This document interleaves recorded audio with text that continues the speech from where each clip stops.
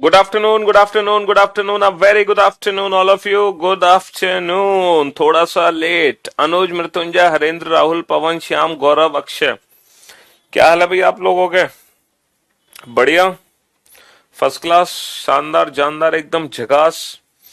तो हम लोग पढ़ रहे थे। क्या पढ़ रहे थे हम लोग?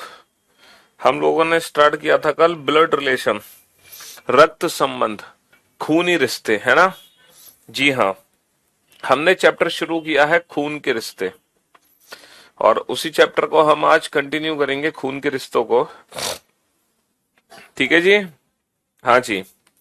तो ब्लड रिलेशन में कल बेसिक क्लास हुई थी, और कल हम लोगों ने फैमिली ट्री बनाना सीखा था कि किस तरीके से हम फैमिली ट्री बनाते हैं। और फैमिली ट्री दो चीजों पर डिपेंड करता है, एक तो जनरेशन गैप, दूसरा जेंडर। है ना? मेल है तो त्रिभुज में बंद कर देंगे, फीमेल है तो सर्किल में बंद कर देंगे। और जनरेशन गैप के हिसाब से हम ऊपर नीचे लिखते हैं।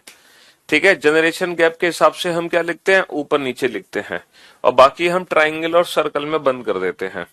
ठीक है जी। और ये कुछ हमने 6 क्वेश्चन कल सॉल्व किए थे। ठीक है? 7 क्वेश्चन। अब हम इनके आगे बढ़ते हैं, और 7 के आगे क्वेश्चन हम बनाने की कोशिश करेंगे आज। ठीक है जी। हाँ जी।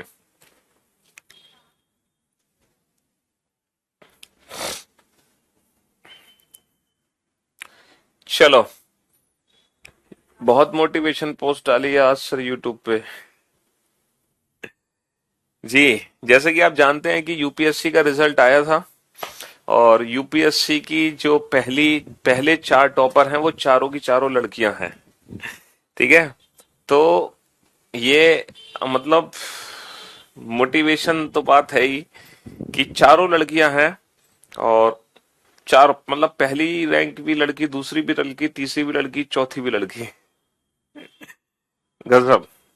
तो यही मैंने पोस्ट डाली, यही मैंने बोला है कि भाई, लड़कियों का मतलब, है ना, सिर्फ पैर से स्कूटी रोकने का नहीं होता है।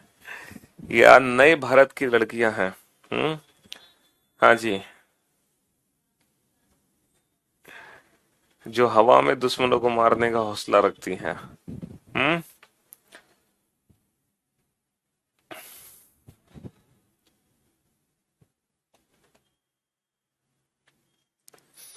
चलिए, बनाओ। बेटा, यूपीएससी के पहले 4 टॉपर लड़कियां हैं, गर्ल्स, चारों की चारों।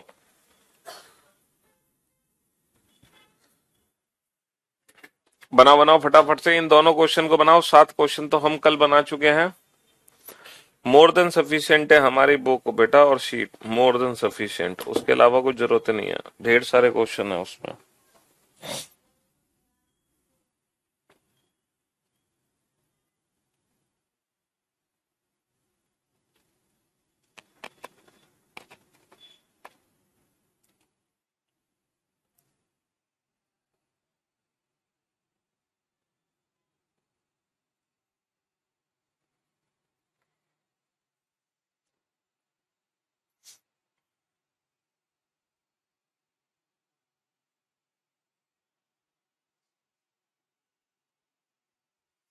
बनाओ बनाओ फटाफट से, जल्दी से।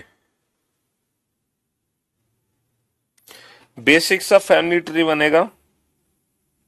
पहले आप उस बेसिक फैमिली ट्री को बनाइए।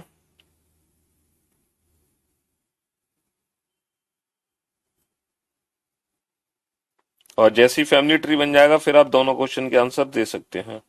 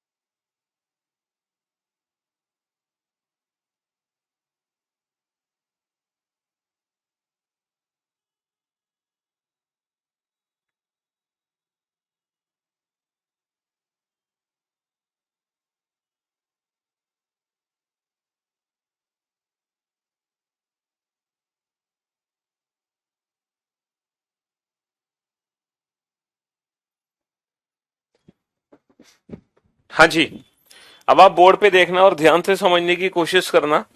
अच्छा, कल जो हम फैमिली ट्री बना रहे थे और जो आज हम फैमिली ट्री बना रहे हैं, तो आज हमारी स्पीड कल से बेहतर होनी चाहिए, है ना। ए बी की बहन है। ए किसकी बहन है? ए बी की बहन है।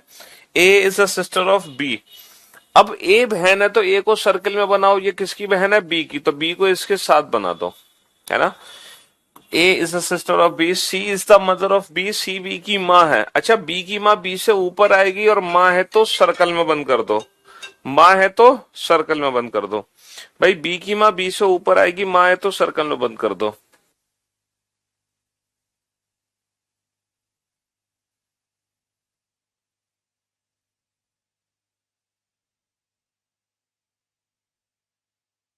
हाँ जी, सी बी की माता है, C is the mother of B. D C का पिता है। देखो सी का पिता सी से ऊपर आएगा और सी का पिता सी से ऊपर आएगा और पिता है तो ट्रायंगल में बंद कर दो, ठीक है जी। ई डी की माता है, तो तब ए का डी से क्या संबंध है? How is A related to D? How is A related to D? A कौन है? डी की बेटी की बेटी, और बेटी की बेटी कौन होगी? बेटी की बेटी होगी ग्रैंड डॉटर, ठीक है, बेटी की बेटी हो गई grand daughter. F is the brother of A. F किसका भाई है? ए का। एफ भाई है तो ट्राइंगल में बंद कर दो, किसका भाई है? ए का। बहुत बढ़िया। सी is the daughter of A. सी किसकी बेटी है? ए की। ए की बेटी ए से नीचे बना दो, बेटी है तो सर्कल में बंद कर दो। के is the sister of F. के किसकी बहन है? एफ की। एफ की बहन एफ के साथ आ गई, बहन है तो सर्कल में बंद कर दो। जी is the brother of C. सी का भाई कौन है? जी, और ट्राइंगल में बंद कर दो, है ना। Then who is the uncle of G. G के अंकल कौन है ये बताओ? जी के अंकल कौन है? जी के अंकल देखो, ए या तो जी की माँ है या फिर ए जी का पिता है, और अगर ए माँ है तो एफ जी का मामा होगा, ठीक है, और अगर ए पिता है तो एफ जी का चाचा होगा। तो जी के अंकल डेफिनेटली कौन है? जी के अंकल डेफिनेटली एफ है। जी के अंकल डेफिनेटली कौन है? एफ है, ठीक है जी। तो पहले हम बनाएंगे। अच्छा, एक चीज मैं आप लोगों को बता दूं, कुछ कंजंक्शंस हैं जिसका मीनिंग हमें पता होना बहुत जरूरी है। कुछ कंजंक्शंस हैं जिसका मीनिंग हमें पता होना बहुत जरूरी है। A is the brother of B and is the father of C. And is the father of C, ठीक है। ये कंजंक्शंस हैं, इसका मीनिंग पता होना हमें बहुत जरूरी है। ए बी का भाई है, कॉमा, और सी का पिता है, और सी का पिता है। ए बी का भाई है, कॉमा, और सी का पिता है। A is a brother of B. A is a brother of B, comma, who is the father of C. Who is the father of C. A B का भाई है, कॉमा, जो कि सी का पिता है, जो कि सी का पिता है। A is a brother of B, comma, is the father of C. A B का भाई है, कॉमा, सी का पिता है। ये कंजंक्शंस हैं, इनके मीनिंग हमें पता होने बहुत जरूरी हैं। A is a brother of B, comma, and D is the father of C. A B का भाई है, ए बी का भाई है,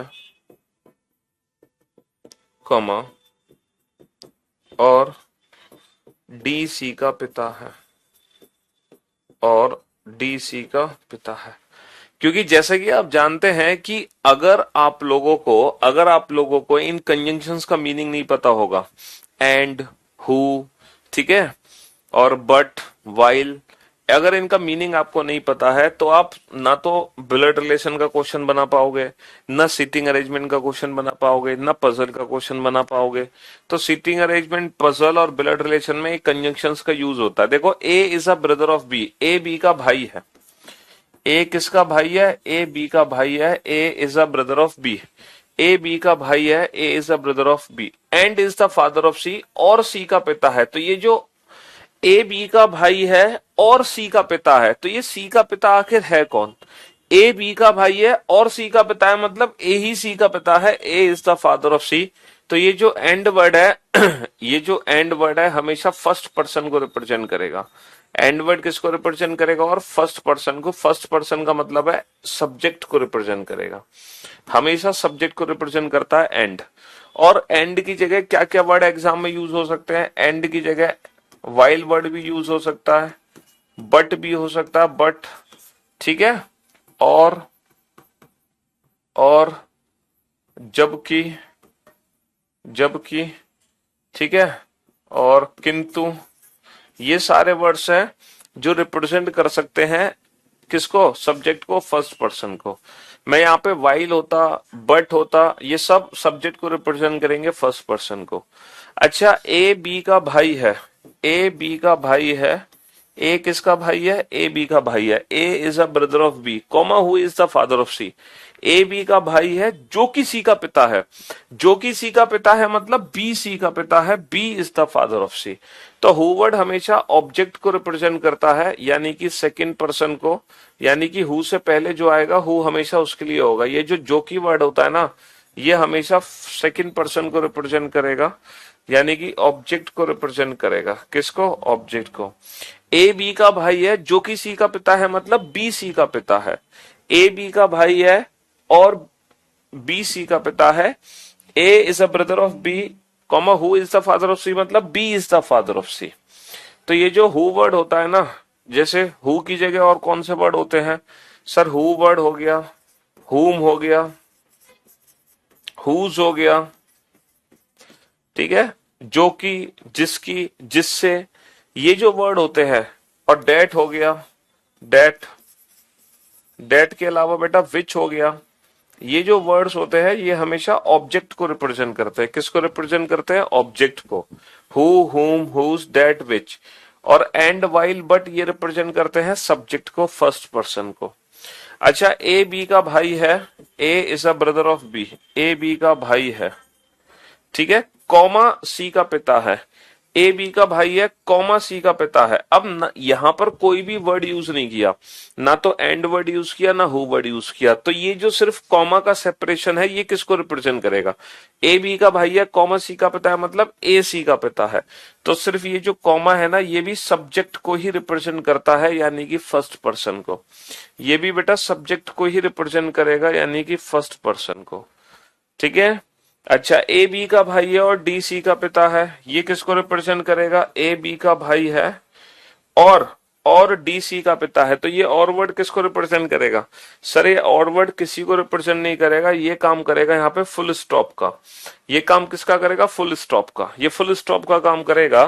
तो ए बी का भाई है और डी सी का पिता है, तो ये दो सेंटेंस बेटा अलग अलग हैं, ये दो सेंटेंसेस अलग अलग हैं। यहाँ पे एंड वर्ड इन दोनों को जोड़ने का काम नहीं कर रहा, ठीक है, फुल स्टॉप का काम कर रहा है। ऊपर एंड वर्ड इन दोनों को जोड़ के एक बना रहा है, ठीक है। तो आपको इनका मीनिंग पता होना चाहिए कि ये जो वर्ड है ये किसको रिप्रेजेंट करते हैं, सब्जेक्ट को या ऑब्जेक्ट को।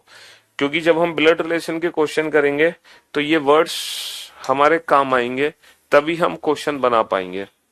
जैसे क्वेश्चन नंबर 10 और 11 बनाओ, क्वेश्चन नंबर 10 और 11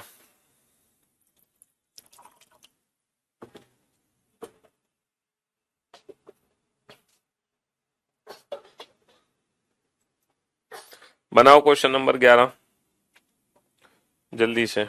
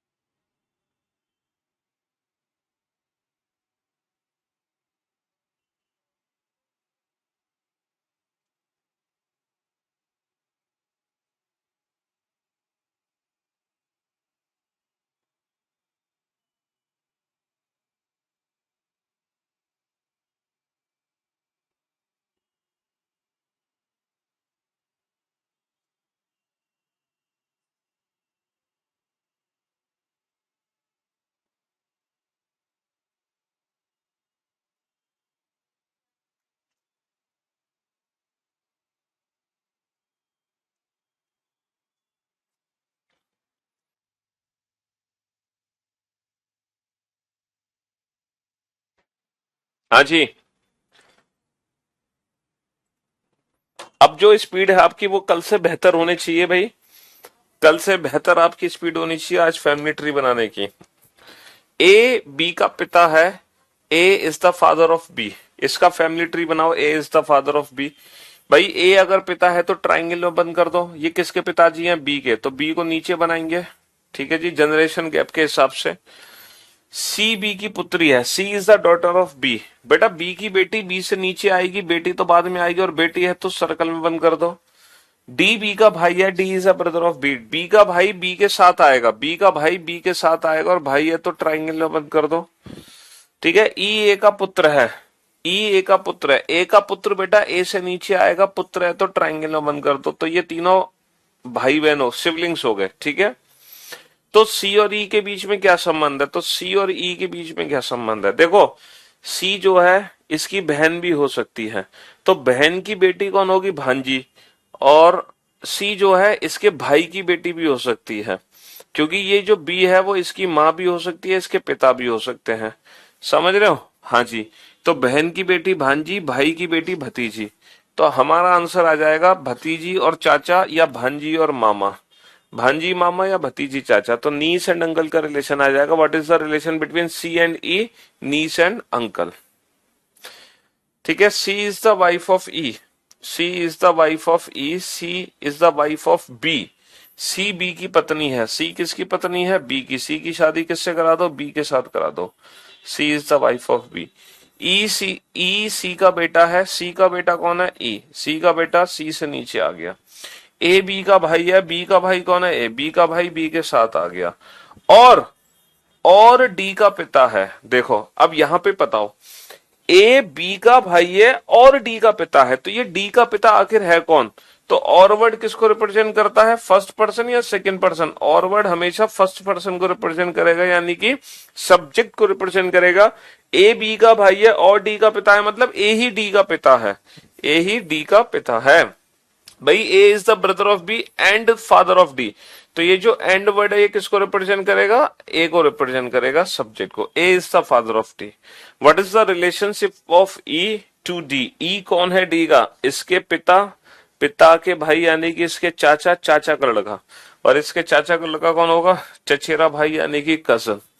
चचेरा भाई यानी कि कजन। तो बेटा ई कौन है डी का? कजन, चचेरा भाई। है ना? हाँ जी। तब ई का डी से क्या रिलेशन है? तो ई के बारे में पूछा है। समझ रहे हो? ई कौन है? How is E related to D, मतलब हु इज ई। ई कौन है? चलो बनाओ इन दोनों का फैमिली ट्री जल्दी से।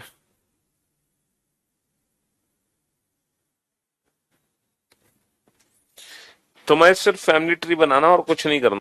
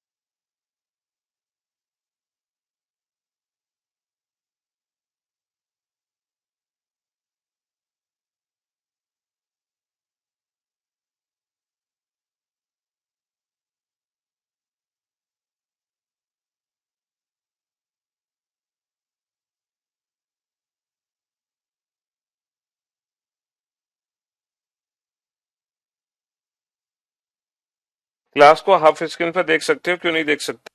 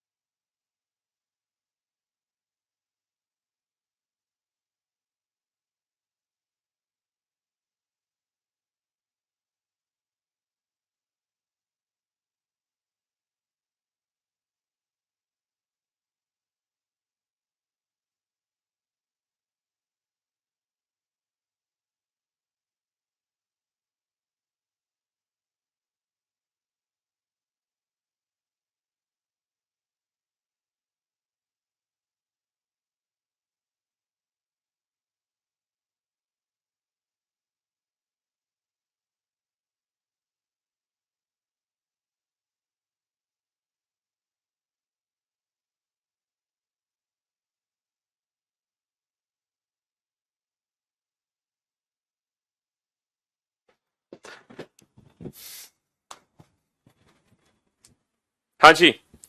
तो मेरे भाई मेरे दोस्त, एम पी का पुत्र है। आप लोगों ने बड़े प्यार से बना लिया होगा, M is the son of P, M is the son of P. और क्यू ओ की पोती है। अच्छा, क्यू किसकी पोती है? ओ की। ओ की पोती कैसे बनाओगे? पहले ओ का बेटा बनाओगे, फिर इसकी बेटी बनाओगे, तो क्यू ओ की पोती है। जो कि, अब ये जो की वर्ड किसको रिप्रेजेंट करेगा सर? जो की वर्ड सेकंड पर्सन को रिप्रेजेंट करेगा, यानी कि ऑब्जेक्ट को। क्यू ओ की पोती है, जो कि मतलब ओ, ओ पी का पति है। O is the husband of P. O is the husband of P. देखो, Q is the granddaughter of O, Q is the granddaughter of O. Who word किसको रिप्रेजेंट करेगा? Who से जो just पहले है, यानी कि second person को O. O is the husband of P. और पी का बेटा कौन है? पी का बेटा एम है। तो एम का ओ से क्या संबंध है? Then how is M related to O son? X and Y are brothers. X और वाई दोनों भाई भाई हैं। ये दोनों भाई भाई हैं, दोनों को साथ बना लो, दोनों भाई भाई हैं। R is the father of Y. R Y के पिता है। आर वाई के पिता है। S is the brother of T. S किसका भाई है? टी का। एंड, एंड वर्ड किसके लिए है बाबू? एंड वर्ड है एस के लिए। S is the maternal uncle of x. S is the maternal uncle of x. X के मामा बनाने हैं। अच्छा, एक्स के मामा कैसे बनाओगे? सर, इसके मामा बनाएंगे, इसके मामा बनाएंगे इसकी जो माँ है उसके भाई। S is the maternal uncle of x. X के मामा कौन है?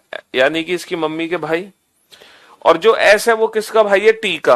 अगर एस टी का भाई है, अगर एस टी का भाई है, तो टी इसकी ये बहन भी हो सकती है, टी इसकी दूसरी बहन भी हो सकती है, टी इसका दूसरा भाई भी हो सकता है। There are three possibilities. S T का भाई है, टी ये भी हो सकती है, ये भी हो सकती है, और ये भी हो सकता है। Then what is the relation of T to R? तब टी का आर से क्या संबंध है? तो टी आर की पत्नी भी हो सकती है, टी आर की पत्नी भी हो सकती है, टी आर की साली भी हो सकती है, और टी आर का साला भी हो सकता है। तो ये क्वेश्चन कंप्लीटली ऑप्शन डिपेंडेंट है। According to the given option, option B is the right answer. Option B is the right answer. ठीक है।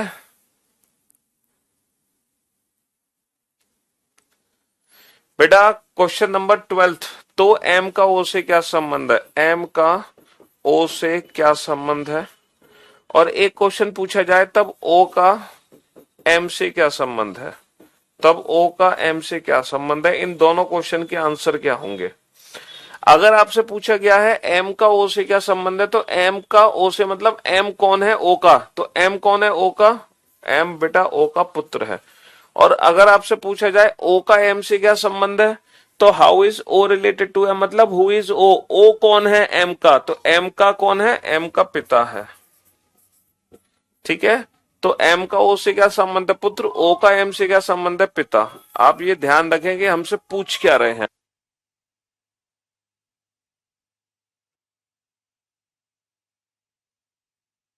ठीक है जी।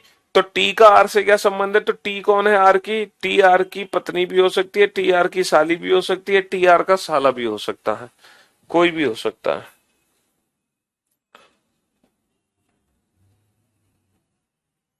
बनाओ फटाक से, जल्दी से।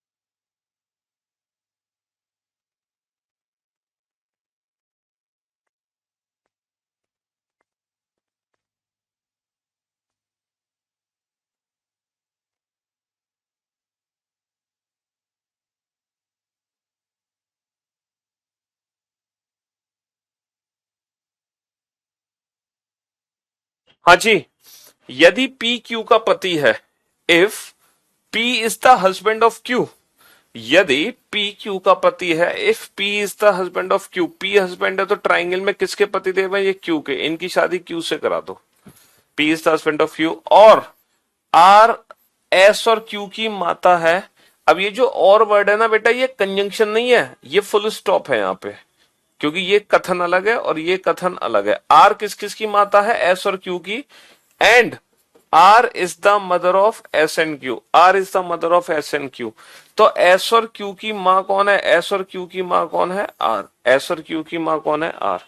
तो आर से पी का क्या संबंध है, तो आर से पी का क्या संबंध है, बेटा आर से पी का क्या संबंध है, यानी कि पी कौन है, पी उसकी बेटी का पति हो गया, पी हो गया उसका दामाद। आर से पी का क्या संबंध है? दामाद। लेकिन इंग्लिश में क्वेश्चन क्या पूछा है? इंग्लिश में कुछ और पूछा है। What is the relationship of R to P? What is the relationship of R to P? तो अकॉर्डिंग टू इंग्लिश लैंग्वेज हमें बताना है हु इज आर, इसकी वाइफ की मदर। वाइफ की मदर कौन होगी? Mother in law. तो अकॉर्डिंग टू इंग्लिश हमें आंसर देना है मदर इन लॉ, और हिंदी के हिसाब से जो पूछा है उसके हिसाब से बनता है दामाद। हिंदी के हिसाब से दामाद, हिंदी के हिसाब से दामाद, इंग्लिश के हिसाब से बनता है मदर इन लॉ। ठीक है, पी आर का कौन है? दामाद। आर पी की कौन है? सास। आर पी की कौन है? सास। A reads a book and finds the name of the author familiar, the author of B is the paternal uncle of C. जो ऑथर बी है वो कौन है? सी के पैटर्नल अंकल, मतलब सी के चाचा। तो सी के चाचा सी के पिता बनाओ और पिता के भाई बना दो, ये है ऑथर। ये है ऑथर, और ये जो ऑथर है ना, कौन है? Is the paternal uncle of C. C के चाचा है B, author. C is the daughter of A. अच्छा, सी किसकी बेटी है? ए की। सी बेटी है तो सर्कल में बना दो। ये किसकी बेटी है? ए की। अगर ये ए की बेटी है तो इन दोनों में से कोई एक ही है, या तो ए इसके पिता है या फिर ए इसकी माँ है। Then how is B related to A? तब बी का ए से क्या संबंध है? तब बी का ए से क्या संबंध है? तो भाई बी ए का कौन है? बी ए का या तो भाई है या फिर बी ए का कौन है? अगर ये ए है तो इसके पति का भाई, यानी कि बी ए का देवर है। either brother or brother-in-law, either brother or brother-in-law, on according to the given option, option A is the right answer. According to the given option, option A is the right answer. है ना? तब B किस प्रकार संबंधित है? तब A से B किस प्रकार संबंधित है? तो B कौन है? या तो A का भाई है या फिर A का देवर है ना? हाँ जी। ये जितने भी ब्लड रिलेशन के क्वेश्चन है ना, अभी तो एकदम बेसिक क्वेश्चंस है।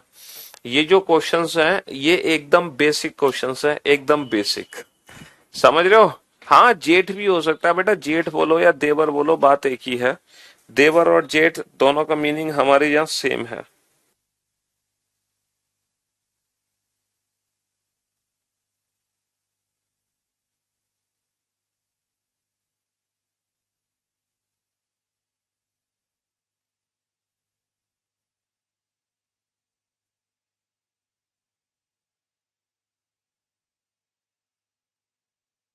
देवर जेठ दोनों का मीनिंग एकदम सेम है।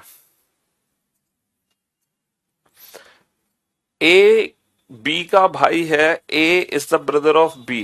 A is the brother of B. A is the brother of B. A B का भाई है। सी ए की माता है। C is the mother of A. C is the mother of A. D C का पिता है। D is the father of C. D is the father of C. F A का पुत्र है। F is the son of A. F is the son of A.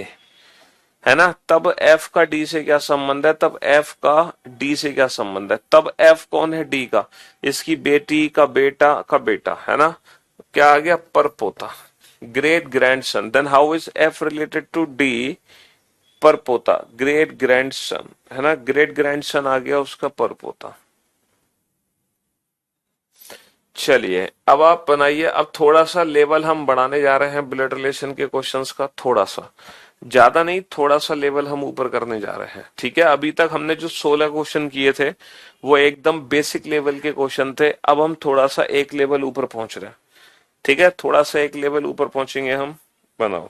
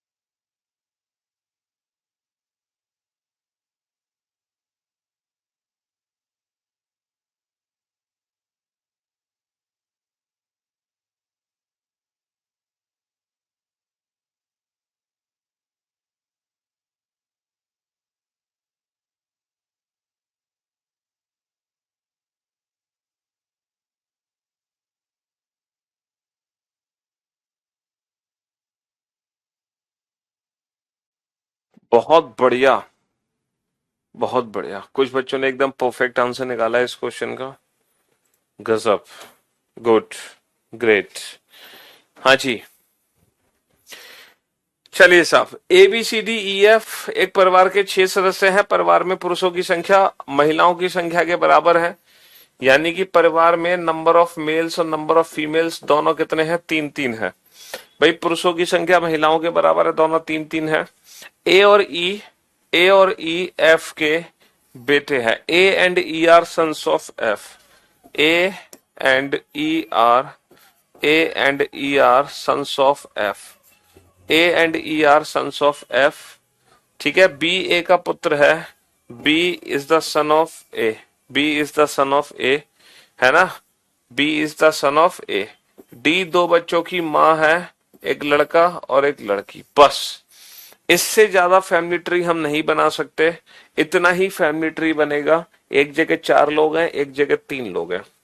अच्छा, मुझे एक बात बताओ, परिवार में टोटल कितने सदस्य हैं? सर परिवार में टोटल 6 सदस्य हैं, A B C D E F. क्या आप बता सकते हो कि जो ए है वो मेल है या फीमेल? सर ए जो है वो मेल है। क्या आप बता सकते हो बी कौन है? सर बी भी मेल है। क्या आप बता सकते हो ई कौन है? सर ई भी मेल है। यानी कि परिवार में 3 मेल है और ये तीनों मेल कौन है? ए बी और ई। इसका मतलब ये साफ है कि जो बाकी की 3 बची वो महिलाएं बची। बाकी की जो 3 बची वो महिलाएं बची। यानी कि जो एफ है वो परिवार में महिला है। एफ परिवार की महिला सदस्य है। बहुत बढ़िया। अच्छा, एक चीज और, मुझे एक बात बताओ, ये कौन है बेटा? ये कौन है? ये परिवार का मेल मेंबर है। और परिवार में मेल सिर्फ 3 है, ए बी और ई। ए बी और ई के अलावा कोई चौथा मेल है ही नहीं। तो ये परिवार का जो मेल सदस्य है ये ए बी और ई में से ही कोई एक है। अब हमें पता कैसे चलेगा ये ए बी ई में से ही कोई एक है? हैं? ये ए बी ई में से ही कोई एक है, हमें पता कैसे चलेगा ये बताओ? ए बी ई में से कोई एक है, ये हमें पता कैसे चलेगा? सर एक बात बताओ, ए और ई, ए और ई की जो माँ है वो एफ है। ए और ई की माँ एफ है। अगर ये मेंबर ए और ई है, अगर ये मेंबर ए और ई है तो इनकी माँ कौन हो जाएगी? डी। भाई ए और ई की माँ कौन हो जाएगी? डी। जबकि ए और ई की माँ कौन है? एफ है। इसका मतलब ये मेंबर कभी ए और ई नहीं हो सकता। ये मेंबर कौन है? ये मेंबर है बी। ये मेंबर कौन है? बी है। तो यानी कि बी किसका बेटा है? डी का। और बी किसका बेटा है? ए का। इसका मतलब, इसका मतलब ए और डी की, इसका मतलब ए और डी की शादी करानी पड़ेगी। क्योंकि जो बी है वो डी का भी बेटा है और बी जो है वो ए का भी बेटा है और डी की एक बेटी है कौन? सी। और ये बन गया complete family tree. Then how is C related to A? तब सी का ए से क्या संबंध है? सी ए की बेटी है। सी ए की बेटी है। तो कहने का मतलब है इस क्वेश्चन में हमें बस ये पता करना है कि ये मेंबर कौन है और हमें पता चल गया ये मेंबर इन तीनों में से बी है। ए और ई इसलिए नहीं हो सकती क्योंकि ए और ई की माँ कौन है? एफ है। ए और ई की माँ डी नहीं हो सकती। हम्म। नेक्स्ट।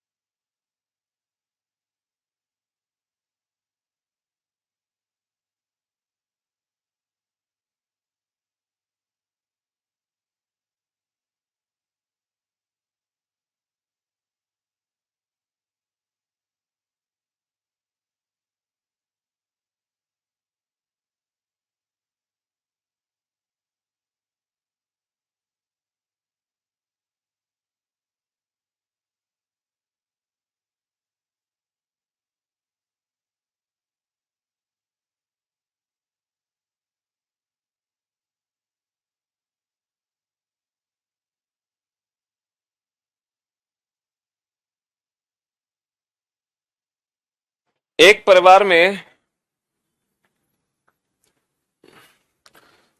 बहुत सारी जॉब है बेटा, कम हाइट की क्यों नहीं है? बहुत सारी पोस्ट है, आप नोटिफिकेशन पढ़ो। एक परिवार में प्रत्येक बच्चे के कम से कम 4 भाई और 3 बहनें हैं। कम से कम 4 भाई और 3 बहनें हैं, तब परिवार में बच्चों की न्यूनतम संख्या क्या होगी? भाई परिवार में कम से कम 4 भाई हैं, कम से कम 4 भाई हैं और 3 बहनें हैं, तब परिवार में न्यूनतम बच्चों की संख्या क्या होगी? अच्छा मुझे एक बात बताओ, क्या इस बच्चे की कम से कम 4 भाई हैं? सर इसके तो 3 ही भाई रह गए, तो इसका मतलब एक भाई और आएगा। अब इसके कम से कम 4 भाई हैं, 3 बहनें, इसकी भी 4 भाई 3 बहन, इसके भी 4 भाई 3 बहन, इसके भी 4 भाई 3 बहन, इसके खुद के 4 भाई 3 बहन है। क्या इसके 4 भाई हैं? सर इसके तो 5 भाई हो गए, हो जाने तो 5, लेकिन कम से कम 4 होने चाहिए, ज्यादा से ज्यादा तो कितने भी हो सकते हैं। तो इसके कम से कम 4 भाई हैं, लेकिन दिक्कत ये है अब इसकी कम से कम 3 बहन नहीं है, इसकी बहन सिर्फ 2 ही रह गई। इसकी बहन सिर्फ 2 ही रह गई, इसलिए एक और बहन होनी चाहिए। ये हो गया फाइनल आंसर। तो हमारा फाइनल आंसर कितना आ गया? 4 और 3 7 और 2 9। 4 और 3 7 और 2 9।